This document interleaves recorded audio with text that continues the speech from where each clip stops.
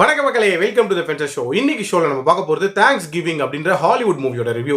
இந்த படம் பாத்தீங்கன்னா அமேசான் பிரைம் ஓடிடி ஆப்ல அவைலபிளா இருக்கு. தமிழ் டப்பிங்லயுமே அவைலபிளா இருக்கு.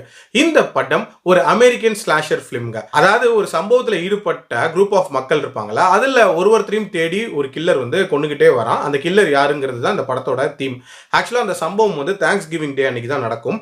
ஆக்சுவலா தேங்க்ஸ் கிவிங் டே அன்னைக்கு சூப்பர் ஸ்டோர் ஒன்னு வந்து ஒரு ஆஃபர் போட்டிருப்பாங்க, 50% ஆஃப் அப்படின்ற மாதிரி.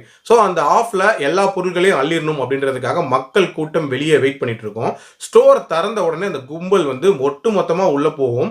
இன்ஃபேக்ட் ஒரு மிகப்பெரிய தள்ளுமுள்ளு நடக்குமாங்க அப்படின்னே சொல்லலாம். அந்த தள்ளுமுள்ளுல சில நபர்கள் வந்து பாதிக்கப்பட்டிருப்பாங்க அண்ட் சில உயிர்களுமே போயிருக்கும். ஸோ அதுல பாதிக்கப்பட்ட ஒரு நபர் தான் வந்து இந்த தள்ளுமுள்ளுக்கு முக்கியமான காரணமா இருக்கக்கூடிய நபர்களை ஒருத்தரையா தேடி பழி வாங்குறான். அந்த மாதிரி கொலை பண்ணப்பட்ட பிக்ஸை வந்து அந்த சூப்பர் ஸ்டோரோட ஓனரோட பொண்ணு ஜெசிகா இருக்காங்களா, அவங்களோட சோஷியல் மீடியா அக்கௌண்ட்ஸ்ல வந்து டேக் பண்றான். ஸோ அந்த கில்லர் யாரு, எதுக்காக இதெல்லாம் பண்றான், டுவர்ட்ஸ் தென் மாட்டினானா இல்லையா அப்படின்றத அந்த படத்தோட கதை. எனக்கு இந்த படத்துல பிடிச்ச விஷயம் அப்படின்றது, இந்த படத்துல கொலையை கூட ஒரு கலையா ரொம்ப நீட்டா பிரசன்ட் பண்ணிருக்காங்க அப்படின்னே சொல்லலாம். உதாரணத்துக்கு சொல்லணும் அப்படின்னா, அந்த தேங்க்ஸ் கிவிங் டேக்கு ஒரு ட்ரீட் மாதிரி அந்த கில்லர் வந்து அந்த ஜெசிகா அண்ட் ஃப்ரெண்ட்ஸுக்கு வந்து கொடுப்பான். அந்த மெனு டேபிள்ல என்ன இருக்கும் அப்படின்னா, மனித பாகங்கள் இருக்கும். அது ஒன்னொன்னுத்தையுமே வந்து ஒரு மெனு மாதிரி ரொம்ப நீட்டா டிசைன் பண்ணி வச்சிருப்பான். அந்த சீன் பார்க்கறதுக்கே உண்மையிலே சூப்பரா இருந்துச்சு. அதே மாதிரி இதுல ஸ்டார்டிங்லேயே ஒரு கொலை நடக்கும். ஆக்சுவலா ஒரு ரெஸ்டாரண்ட்ல வேலை பார்க்குற ஒரு லேடி அந்த தள்ளுமுள்ளுல இன்வால்வ் ஆயிருப்பா. ஸோ அவளை வந்து இவன் பழி வாங்கியிருப்பான்.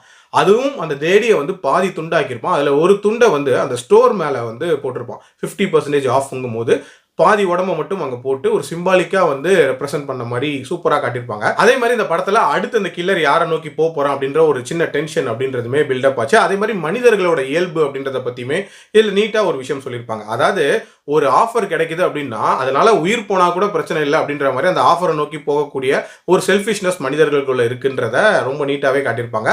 அண்ட் டியூரேஷன் வைஸ் ஒரு 1.25 மணி நேரம் தான், ஒரு குயிக் வாட்சாவே பார்த்துடலாம். இந்த படத்துல பிரச்சனை அப்படின்னு பாத்தீங்கன்னா, இந்த படத்தோட கதைக்களம் ரொம்பவே ப்ரெடிக்டபிளா இருக்கும். எப்படியும் அதுல பாதிக்கப்பட்ட ஏதோ ஒரு நபர் தான் வந்து இதை பண்ணிருப்பாங்க அப்படின்றது நமக்கு ரொம்ப ஈஸியாவே புரியும். ஸோ அந்த பர்பஸ் அப்படின்றது ப்ரெடிக்டபிளா இருந்துச்சு.